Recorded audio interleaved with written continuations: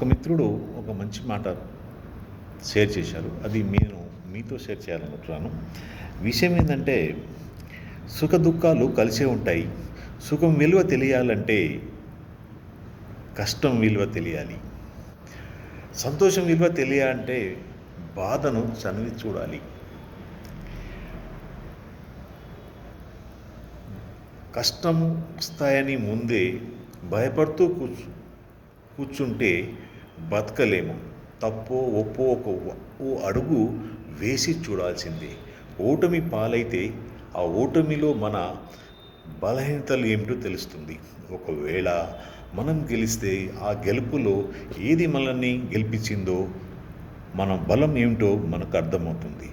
అంటే ఇక్కడ ఏంటంటే, సుఖము విలువ తెలియాలంటే కష్టం విలువ తెలియాలి. నిజమే, కష్టపడితేనే కదా సుఖం వచ్చేది. సో ఇది హ్యాండ్సమ్.